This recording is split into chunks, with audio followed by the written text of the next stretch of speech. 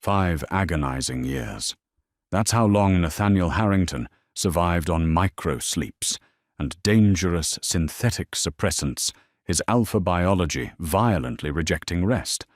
A billion-dollar logistics empire couldn't buy him one night of peace.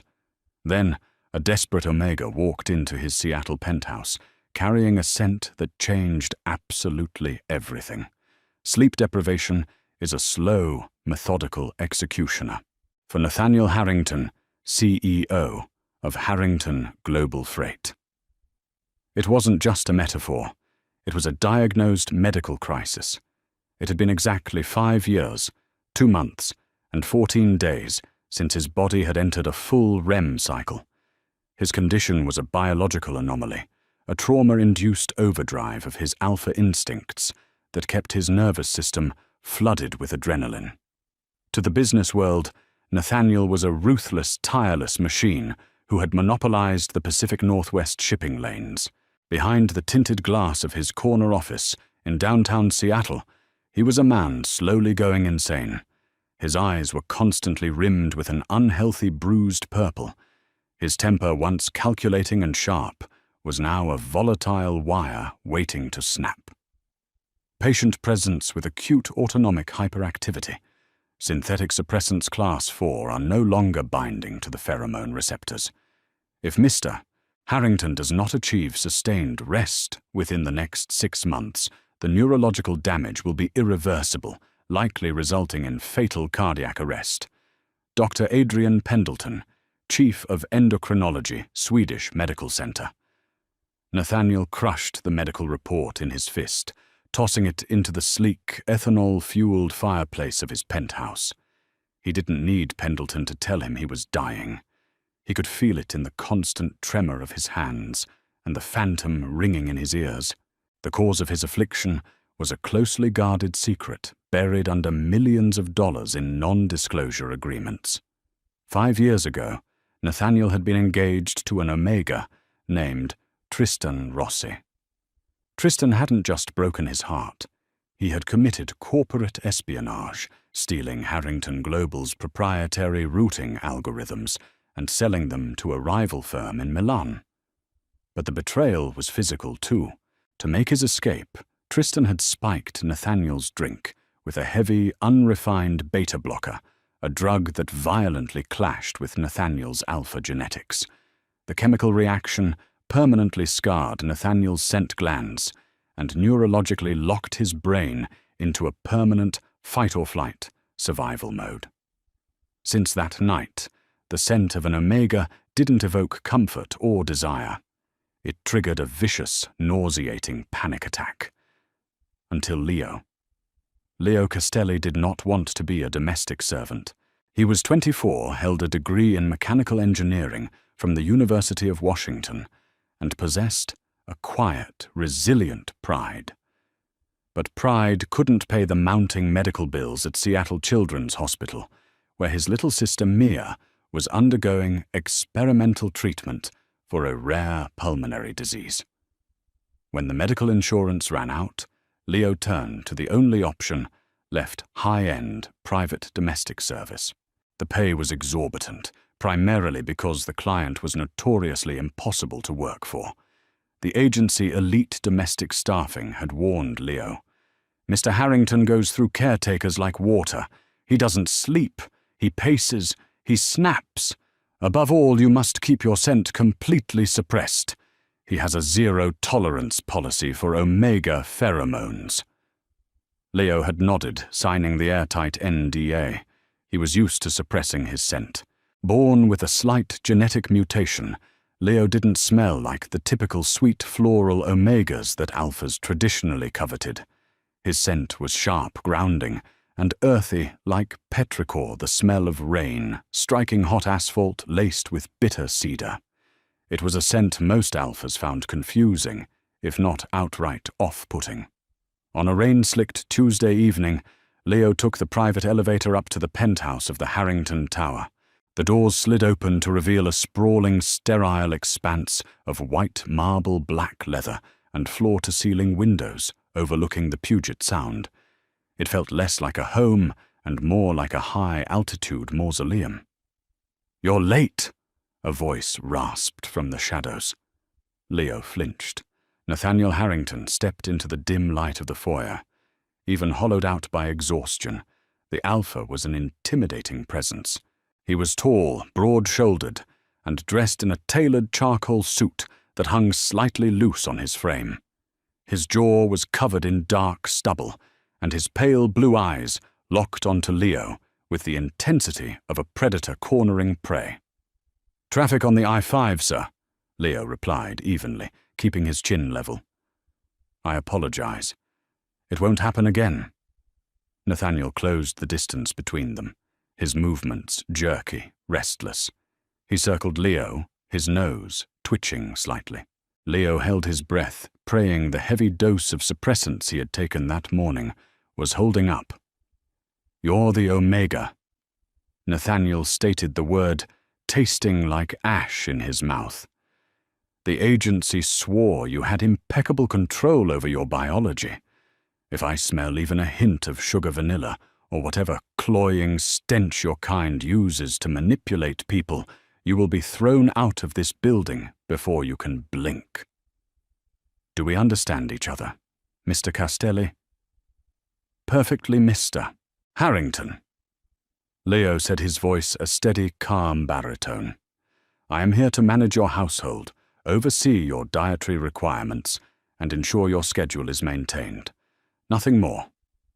Nathaniel stopped in front of him, staring down into Leo's warm amber eyes. For a fraction of a second, Nathaniel's brow furrowed. The usual spike of adrenaline, the sickening wave of nausea that accompanied being this close to an Omega. It wasn't happening.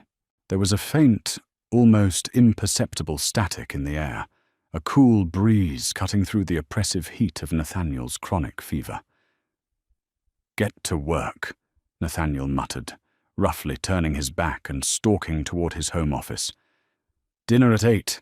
Don't disturb me unless the building is on fire." The first 3 weeks were a grueling test of endurance. Leo quickly learned that the rumors about Nathaniel were severely understated. The man was a ghost, haunting his own life. He drank black coffee at 3 a.m. while reviewing cargo manifests. He paced the length of the penthouse, his footsteps a relentless metronome of anxiety. Leo maintained a professional distance, functioning with quiet efficiency.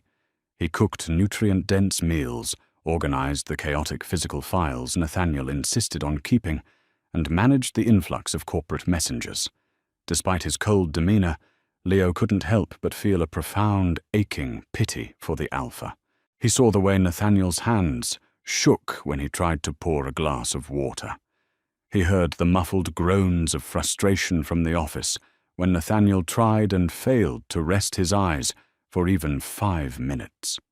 The turning point occurred on a Friday night during a severe Pacific storm. The wind howled against the reinforced glass of the penthouse, mirroring the chaos inside. Nathaniel was having a particularly bad episode. The latest shipment out of Singapore had been delayed by a typhoon, costing the company millions, and his fragile nervous system had finally redlined.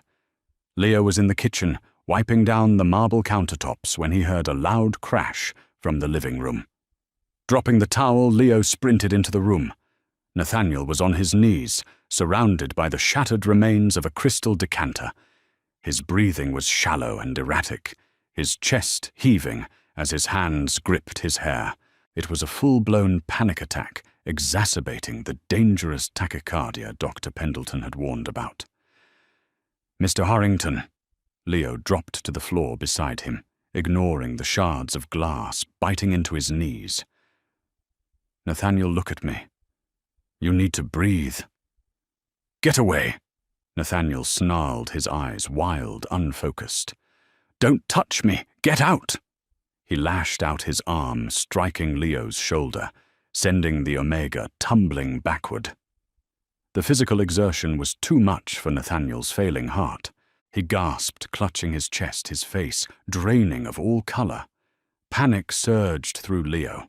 Instinct overrode his professional boundaries and the strict rules of his employment.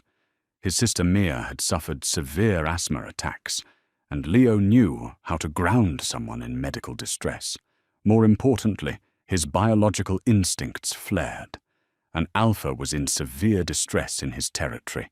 Without thinking, Leo scrambled forward and grabbed Nathaniel by the shoulders, pulling the larger man against his chest.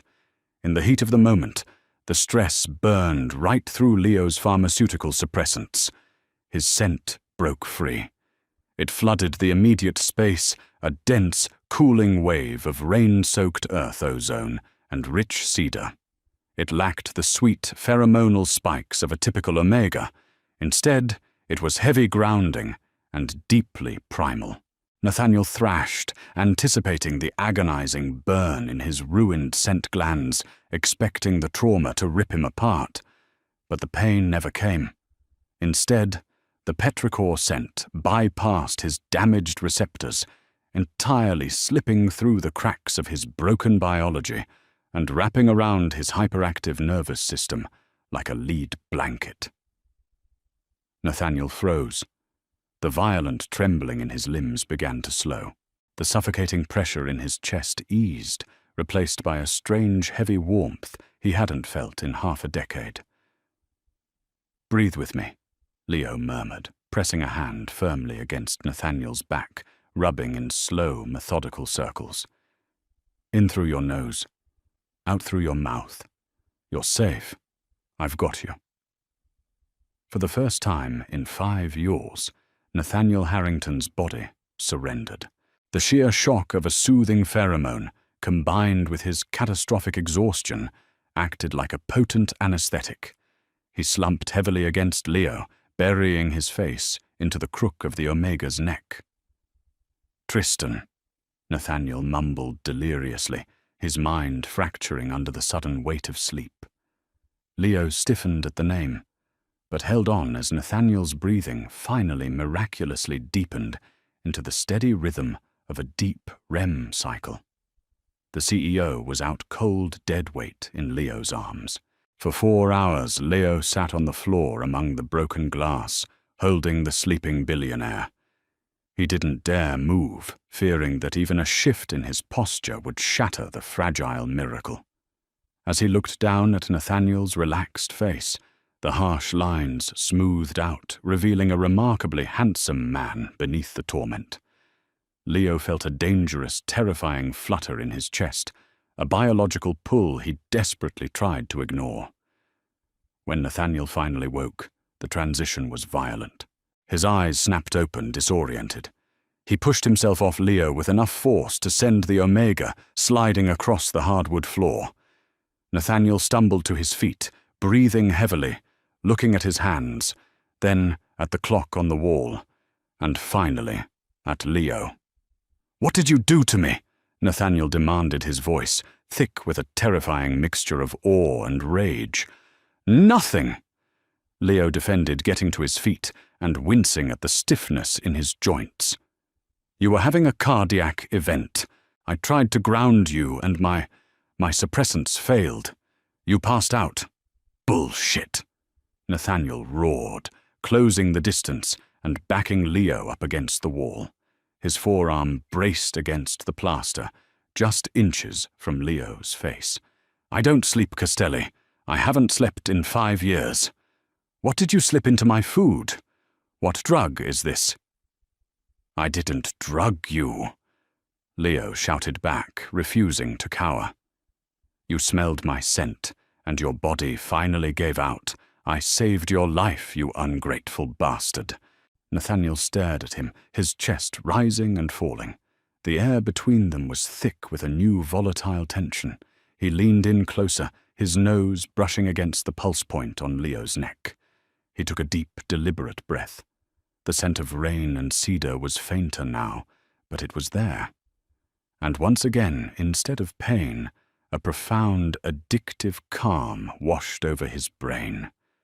Nathaniel pulled back his expression. Unreadable eyes, dark. "Pack your things. You're fired." Leo's heart plummeted. "What? No, please, Mr. Harrington. I need this job. My sister."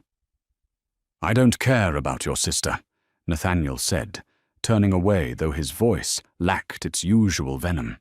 It sounded almost panicked. "I will pay out the remainder of your 6-month contract, but I want you out of this penthouse in 10 minutes. Leo was devastated. He packed his meager belongings, tears of frustration pricking his eyes. He had saved the man only to be thrown away. But as Leo walked out of the Harrington Tower and into the damp Seattle night, he didn't know that Nathaniel was sitting in his office, his hands shaking for an entirely different reason. Nathaniel had immediately called his head of security, a ruthless ex-Marine named David Vance, David Miller. Miller. Nathaniel spoke into the phone, staring at the empty spot on the floor where Leo had held him. "I need you to run a deep background check on Leo Castelli. Go past the employment agency's vetting. Look into his family, his finances, everything." "Right away, boss." "Did the new Omega step out of line?" Miller asked. "No," Nathaniel whispered. "He did the impossible." 3 days later, Leo was sitting in the sterile waiting room of Seattle Children's Hospital, holding his sister's frail hand, wondering how he was going to afford next month's rent once the severance money ran out. The door to the ward opened, and an imposing figure stepped through. It was Nathaniel Harrington. He looked remarkably different. The dark circles under his eyes were marginally lighter, and he carried an aura of intense, focused power. He walked directly up to Leo, ignoring the stares of the nurses. "I made a mistake," Nathaniel said, his voice dropping to a low, possessive rumble. "I need you to come back. I'm not a stray dog you can kick out and call back when you're lonely, mister. Harrington." Leo replied coldly, though his Omega instincts preened at the sight of the Alpha. "I'll pay off your sister's entire medical debt. I'll fund the experimental treatment. I'll double your salary," Nathaniel offered without hesitation, staring intensely at Leo's neck. "But you come back to the penthouse, tonight. And you never take those suppressants again." Leo stared at him, shocked by the proposition. He was about to accept, unaware that, in the manila folder Nathaniel had left on his passenger seat, downstairs, David Miller had uncovered a terrifying truth. Leo Castelli's mother had a maiden name. Rossi. Leo was the estranged younger half-brother of Tristan Rossi, the very man who had destroyed Nathaniel's life 5 years ago. And Tristan, currently residing in Milan, had just booked a one-way first-class ticket back to Seattle. Tension crackled in the penthouse air as Leo Castelli unpacked his meager belongings into the sprawling glass-walled guest suite. He had agreed to Nathaniel's terms, driven by the desperate need to save his sister Mia. Her transfer to the elite respiratory ward at Harborview Medical Center had been fully funded within an hour of Leo's acceptance. Yet living under Nathaniel Harrington's roof, without the chemical shield of scent suppressants, felt like walking a tightrope over an active volcano. The dynamic between the billionaire Alpha and his Omega employee shifted into something profoundly intimate, yet entirely unspoken. Every evening at exactly 10 p.m., Nathaniel would enter the dim living room, his imposing frame rigid with the day's corporate warfare. Leo would be waiting on the leather sofa. No words were exchanged. Nathaniel would simply lie down, resting his heavy head in Leo's lap. As soon as Nathaniel closed his eyes, Leo would consciously release his pheromones. The sharp, grounding scent of petrichor and cedar would fill the room, acting as a biological anchor. Within minutes, the rigid lines of Nathaniel's face would smooth out his erratic breathing, settling into the deep, rhythmic pulls of a man finally at peace. For hours, Leo would sit in the quiet dark, gently running his fingers through the Alpha's dark hair, feeling a dangerous, possessive warmth blooming in his chest. Nathaniel was transforming. With consistent REM sleep, the hollow, bruised look vanished from his eyes. His ruthless edge in the boardroom returned, sending Harrington Global Freight's stock soaring.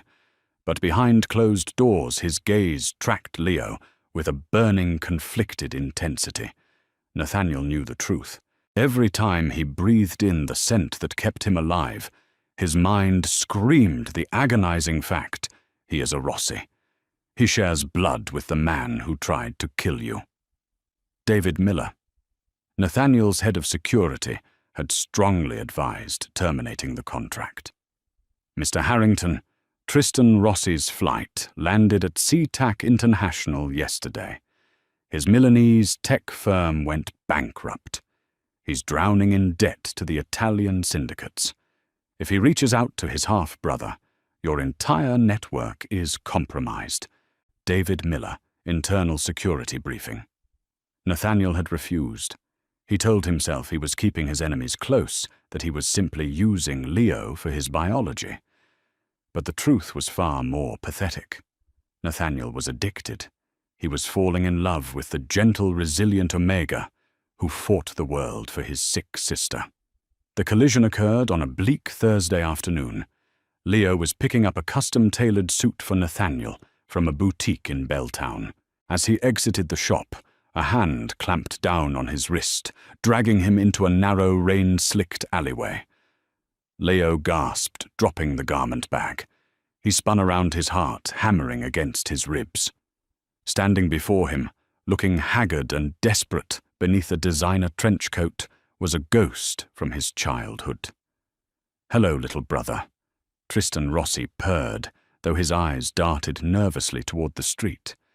"You're a hard Omega to track down." "Tristan?" Leo breathed, recoiling. He hadn't seen his older half-brother since their father's funeral 8 years ago. Tristan had always been the golden child, a sweet-scented, conventionally beautiful Omega who looked down on Leo's mutated earthy pheromones.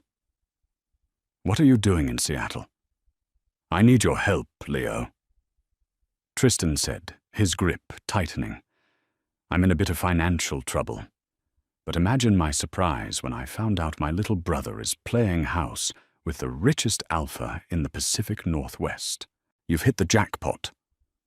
"I work for Mr. Harrington," Leo snapped, trying to yank his arm away. "Let go of me."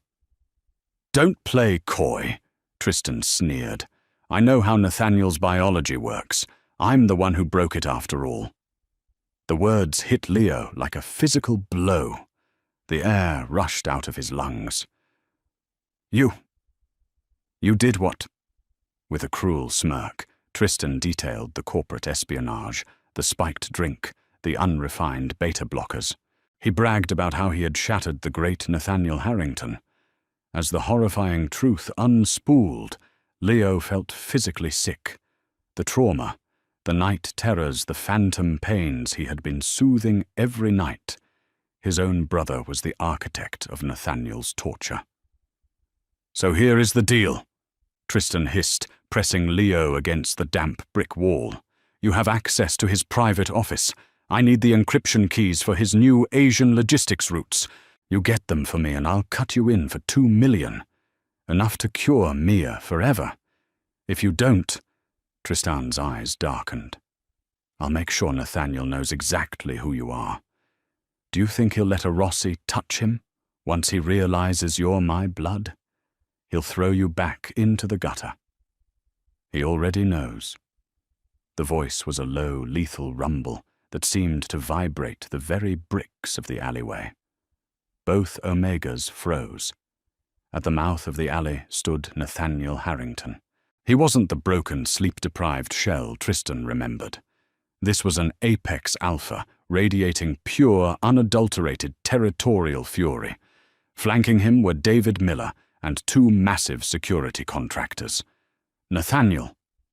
Tristan gasped, his sweet vanilla scent souring with terror.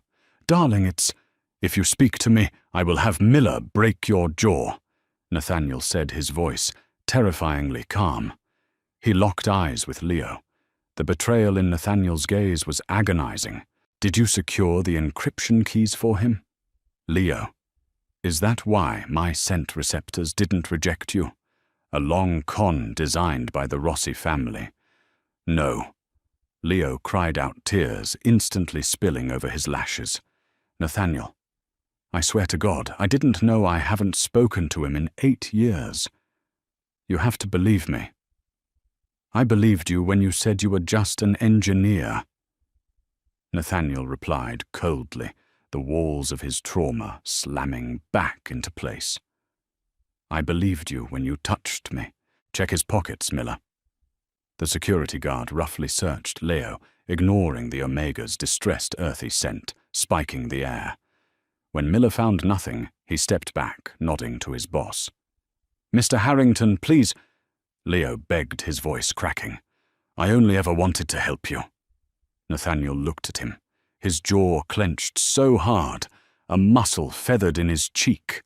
The pain in his chest was worse than the 5 years of insomnia combined. Tristan is going to federal prison for corporate espionage and extortion, Nathaniel stated, gesturing for the guards to seize the older Omega.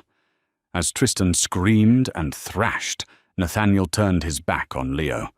Your sister's medical bills are paid in full, but your contract is terminated, Leo. If I ever see you in my city again, I will destroy you. 3 weeks passed. To the financial sector, Harrington Global Freight was a juggernaut. But inside the penthouse, the nightmare had returned with a vengeance. Nathaniel was dying. The psychological shock of believing Leo had betrayed him had completely shattered the fragile healing of his nervous system. The insomnia returned, but this time the synthetic suppressants were entirely useless. His body was in a state of terminal withdrawal, craving the specific grounding petrichor scent of his dismissed Omega. Dr. Pendleton stood in the bedroom, packing away his stethoscope, with a grim expression. Nathaniel lay on the bed, his skin an ashen grey, tremors racking his massive frame. Your heart is failing, Nathaniel, Dr. Pendleton said softly. The tachycardia is constant. If you do not sleep within the next 48 hours, your organs will begin to shut down. I need to admit you to the ICU. No hospitals, Nathaniel rasped, staring blankly at the ceiling. I die in my own bed. Meanwhile, across the city, Leo was living in a cheap motel near Harborview. Mia was recovering beautifully from her treatments, blissfully unaware that her older brother was suffocating under the weight of a broken bond. Though they hadn't formally mated, Leo's Omega biology had imprinted on Nathaniel. Being separated from his alpha felt like walking around with a collapsed lung. He spent his days reading the financial papers, watching Nathaniel's public appearances become increasingly rare and concerning. The paparazzi photos showed an alpha who looked like a walking corpse. On a rainy Tuesday night, a sleek black SUV pulled up to Leo's motel. A heavy knock rattled the cheap door. Leo opened it to find David Miller standing in the downpour, looking unusually grave. "Pack a bag, kid," Miller said gruffly. "I was ordered to leave the city," Leo replied, bitterly gripping the doorframe. "Mr. Harrington made himself perfectly clear."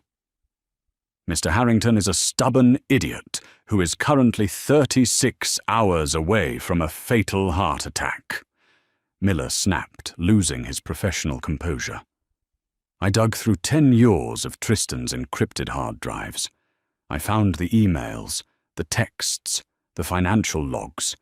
It proved exactly what you said. You had no contact with him. You didn't know. Miller paused, his expression softening. "He's dying, Leo. He's calling your name in his delirium. Please." Leo didn't hesitate. He grabbed his coat and ran to the SUV. When Leo breached the penthouse bedroom, the smell of sterile medical equipment and distressed alpha pheromones almost knocked him over. Nathaniel was tangled in the sheets, sweating profusely, his chest heaving irregularly. "Get out," Nathaniel mumbled to the shadows, his eyes closed. "Leave me alone." Leo stripped off his rain-soaked coat and climbed onto the mattress. He didn't say a word. He simply straddled Nathaniel's hips, leaning forward and pressing his face into the crook of the alpha's neck. He released his scent, fully a torrential downpour of petrica-crushed cedar and fierce protective omega warmth. Nathaniel gasped, his eyes flying open. His hands instinctively flew up, gripping Leo's waist with bruising force. "Leo!" He choked out, his voice broken. "You're a hallucination. You hate me. I could never hate you. You foolish alpha." Leo whispered, tears dripping onto Nathaniel's collarbone. "I'm right here. I'm real. Let me anchor you." The biological response was instantaneous. The heavy grounding pheromones bypassed Nathaniel's trauma, binding directly to his desperate nervous system. The violent tremors stopped. The erratic hammering of his heart slowed to a steady, powerful thud against Leo's chest. Nathaniel let out a wrecked, desperate sob, pulling Leo flush against him, burying his nose into the Omega's scent gland. "I'm sorry." He wept, 5 years of agony pouring out of him. "I was so terrified. I'm so sorry."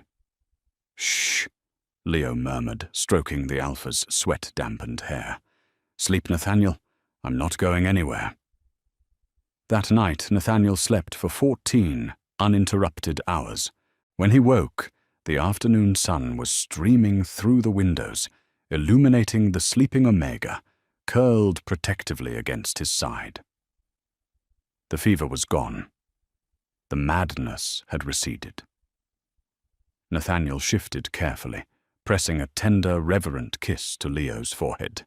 He knew the road ahead would require immense groveling communication and rebuilding the trust he had so violently shattered. But as Leo sighed in his sleep and nuzzled closer, his earthy scent wrapping around them like a shield, Nathaniel knew he had finally found his cure. The billion-dollar empire didn't matter. The vengeance against the Rossi name was secondary. Right here, tangled in the sheets, breathing in the scent of rain and cedar, Nathaniel Harrington was finally home. Drop a comment below with your thoughts. Did Nathaniel's intense redemption arc make you swoon? Or do you think Leo should have made him grovel a little longer? We want to hear your opinions on this dramatic Omegaverse twist. If you absolutely loved this story, hit that like button, share this video with your fellow BL fans. And don't forget to subscribe to the channel so you never miss our next thrilling romance.